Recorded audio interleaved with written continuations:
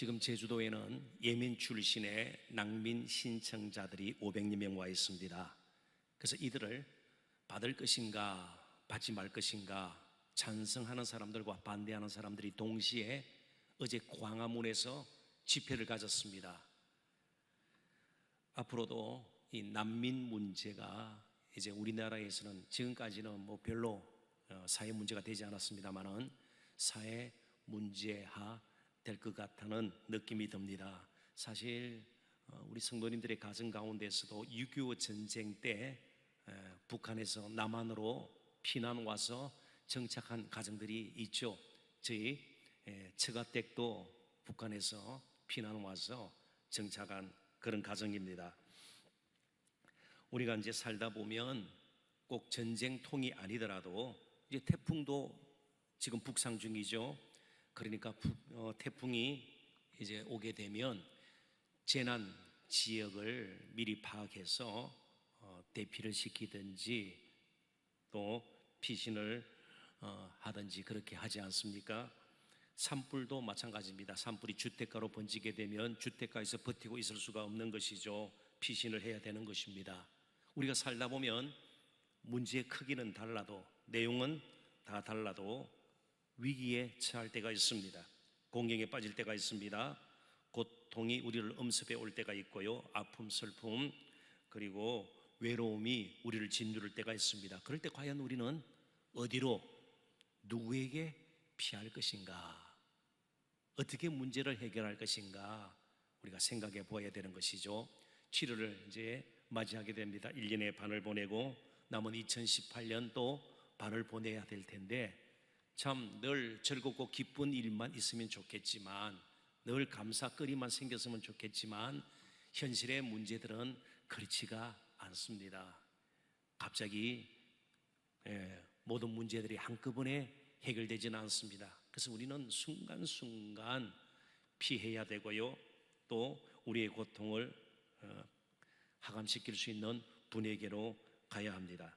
오늘 본문이 포함되어 있는 시편 11편은 다윗 자신의 개인적인 탄원시, 자신의 탄식을 하나님 앞에 아뢰는 시이기도 한가 동시에 그런 가운데서도 하나님을 확신하는 시, 이 두 가지 양면성을 다 가지고 있는 시편이라 볼 수가 있습니다. 그래서 본문을 다시 한번 보도록 하십시다. 4절의 말씀 다시 한번 같이 읽어보겠습니다. 여호와께서는 그의 성전에 계시고 여호와의 보좌는 하늘에 있으며 그의 눈이 인생을 통촉하시고 그의 안목이 그들을 감찰하시도다. 아멘. 다윗은 지금 분명히 내용은 알 수 없지만 어떤 위기, 공경에 처해 있는 것은 분명합니다. 그때 다윗은 결정을 했어요. 선택을 했습니다. 누구에게 피하기로요? 하나님께 피하기로. 하나님을 피난처로 삼고 하나님께 나아가기로 결정을 했습니다. 그런데 4절은 하나님을 피난처로 삼을 수 있는, 하나님께 피신할 수 있는 근본적인 이유를 우리에게 제공해 주고 있습니다. 여호와께서는 그의 성전에 계시고 여호와의 보좌는 하늘에 있으며, 이 말이 의미하는 바는 우리와 동떨어져 있다 그런 뜻이 아니에요. 물론 초월하신 하나님이에요. 온전히 거룩하신 하나님이시기 때문에 그분은 늘 성전의 거룩한 곳에 계시고 여호와의 보좌는 하늘에 있으며, 달리 표현하면 우리가 피난한다, 정말 위기에 그분에게 나아간다, 도움을 청한다, 그럴 때에 하나님은 계셔야 될 곳에 계신다, 하나님은 자리를 비우시지 않는다, 그렇게도 우리가 이해할 수 있어야 된다는 것입니다. 우리가 막 정말 급할 때 누구에게 전화를 했는데 몇 시간 동안 전화를 받지 않아요. 그럴 때 얼마나 마음이 초조해져요. 그렇죠? 누구를 찾아가서 도움을 청해야 되는데 해외 출장을 갔거나 해외 여행을 떠나버렸다. 그러면 난감해지는 것이죠. 그러나 하나님은요, 피하는 자에게 늘 간구도 들으시고요, 그의 공격이 무엇인가를 보고 계시고요, 적절한 도움을 주실 수 있는 분이에요. 하늘의 보좌에 계시며 권능으로 우리를 다스릴 수 있는, 문제를 해결하실 수 있는 능하신 분이시다, 그런 뜻입니다. 그리고 불공평하게, 부당하게, 불의하게 판단하시는 분이 아니시고 정말 공의롭게, 정말 적절하게 의롭게 판단하셔서 그의 백성들의 억울함을 해결해 주실 수가 있고요, 능히 보호하시고 도우실 수 있는 하나님이시다. 그래서 하나님께 피하는 것이 가장 최상의 방법이다. 다윗이 그렇게 지금 사전의 말씀을 통해서 우리에게 고백을 하는 것입니다. 자, 그렇다면 문제는 무엇입니까? 하나님께 피하면 되는데 사람들이 하나님께 피하지 않는다는 데 있습니다. 하나님께 피하는 것이 늘 우리에게 익숙한 일은 아니라는 것이죠. 그래서 사실 다윗에게도 참 하나님께 피할 때까지는요 갈등이 있었다는 것을 우리는 1절을 통해서 보게 됩니다. 1절을 또 같이 한번 읽어보도록 하십시다. 1절 다 같이 읽습니다. 내가 여호와께 피하였거늘 너희가 내 영혼에게 새같이 내 산으로 도망하라 함은 어찌함인가. 내가 여호와께 피하였거늘, 여호와께 피하기로 작정을 했는데 너희가, 그러니까 그냥 가정적인 그런 용법일 수도 있습니다. 너희가 가상의 적입니다. 다윗을 대적하는 자들입니다. 내 영혼에게 새같이 내 산으로 도망하라 함은 어찌함인가. 그렇게도 해석할 수가 있고요, 내 영혼에게 이 말을 가지고 다윗 자손이 마음속에서 하나님께 피하는 것보다 더 확실한 방법이 없을까. 그래서 새처럼 내 산으로 도망하라, 다른 방법을 취하려는 유혹도 그에게 있었다, 그 뜻입니다. 자, 그렇다면 내 산으로 도망하라, 이게 누가 했던 그런 일이 우리에게도 있을 수가 있는가? 우선 다윗의 경우를 한번 보도록 하십시다. 시편 55편 6절 7절을 보면 다윗도 그럴 때가 있었음을 알 수가 있습니다. 시편 55편도 역시 다윗의 시예요. 같이 한번 읽어볼까요? 시편 55편 6절 나는 말하기를 만일 내게 비둘기같이 날개가 있다면 날아가서 편히 쉬리로다.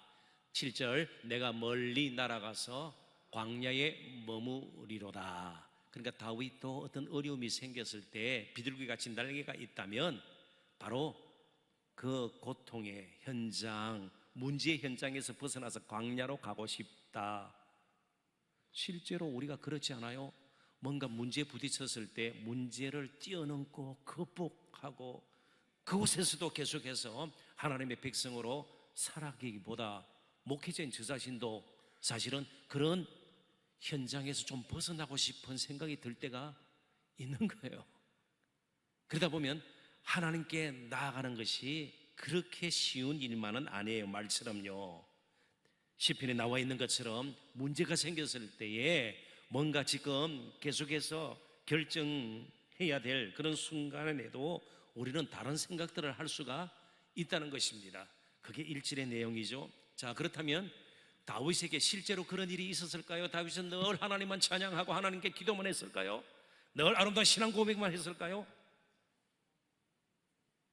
물론 예를 듭니다. 사울 임금이 자기를 죽이려고 쫓아왔을 때에 광야나 굴에서 지은 시가 있습니다. 하나님을 의지하고요, 하나님을 찬양하고 하나님 어떤 분이신가 고백을 했습니다. 그러나 피하다가 지쳐서 사무엘상 27장에 보니까 결국은 사울의 손이 미치지 않는 곳으로 피하게 됩니다. 그게 하나님이 아니었어요. 블레셋 왕 아기스였어요. 블레셋 땅으로 숨어 난민이 되는 겁니다. 만명 신청을 하고 1년 4개월을 그 밑에 있게 되는 것이에요. 그러니까 사울이 더 이상 쫓아오지 않습니다. 자, 1년 4개월 동안 그가 편했을까요?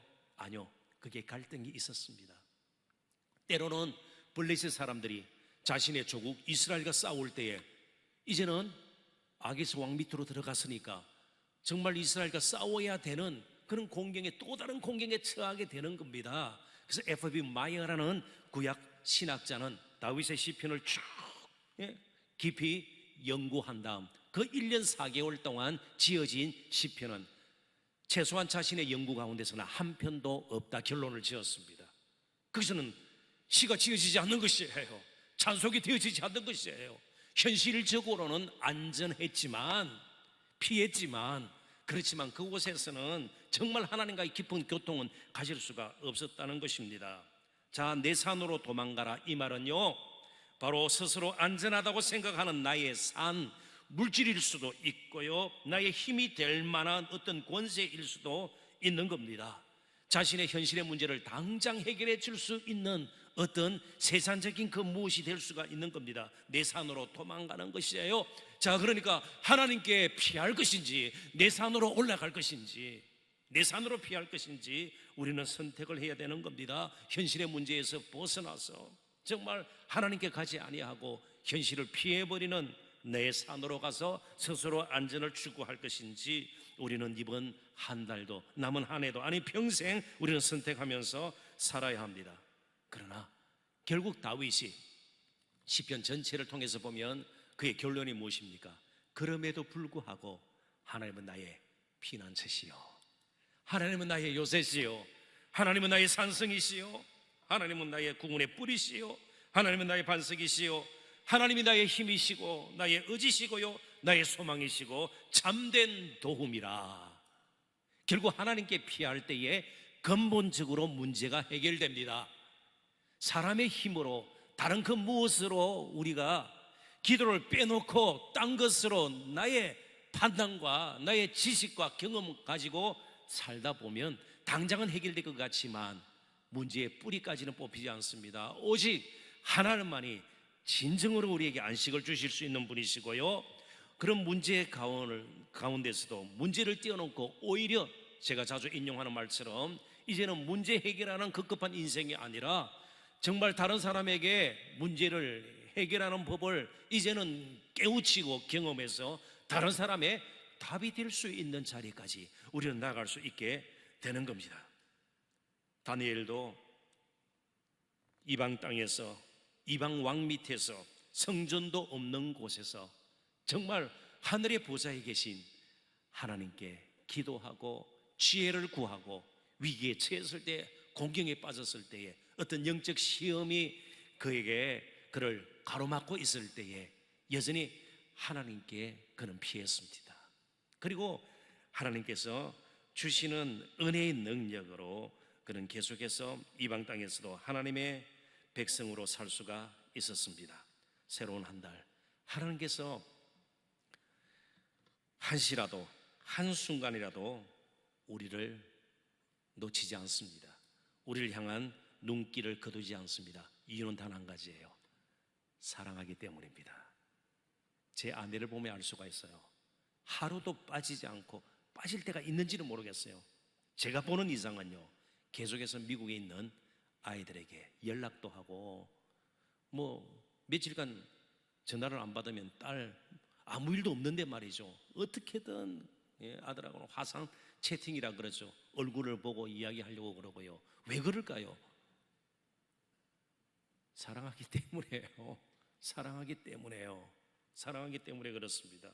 우리에게 눈을 떼지 아니하시는 하나님. 그런데 이제는 예수 그리스도 그분까지 보좌 우편에서, 보좌에 계신 하나님 아버지뿐만 아니라 보좌 곁에 계신 그분까지도 우리를 보시고요, 친히 우리를 위해서 기도하신다고 말씀하고 있습니다. 로마서 8장을 한번 볼까요? 34절을 먼저 읽어보도록 하십시다. 로마서 8장 34절 다 같이 읽습니다. 누가 정죄하리요? 죽으실 뿐 아니라 다시 살아나신 이는 그리스도 예수시니 그는 하나님 우편에 계신 자요 우리를 위하여 간구하시는 자신이라.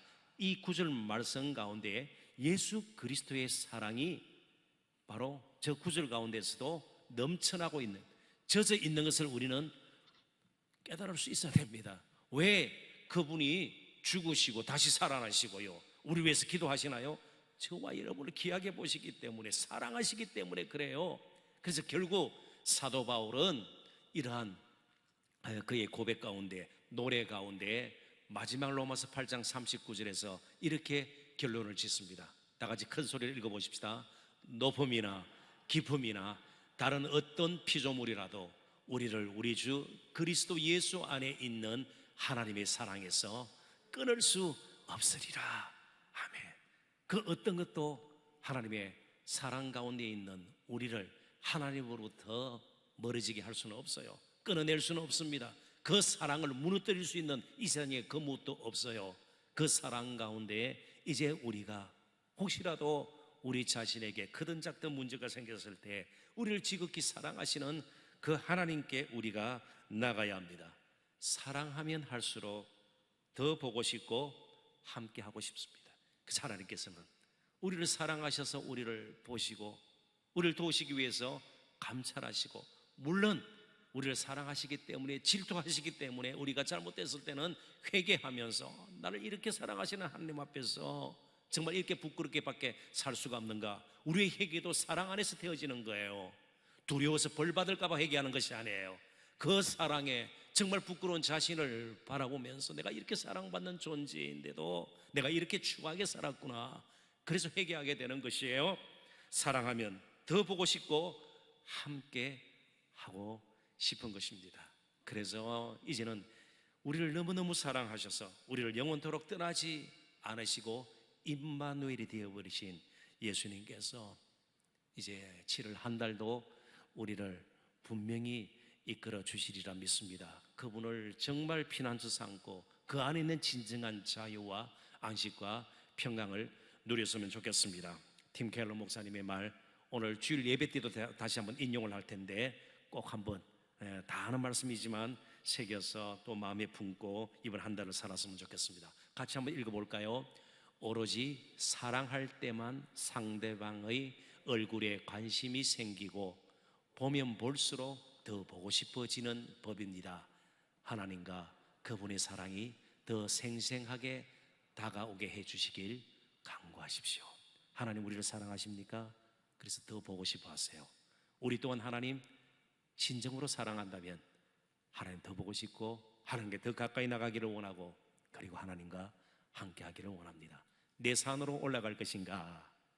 성전에 계신, 보좌에 계신, 너무나도 우리를 사랑하셔서 지금도 감찰하시고 지키시고 우리를 보호하시고 이끄실 하나님께 피할 것인가?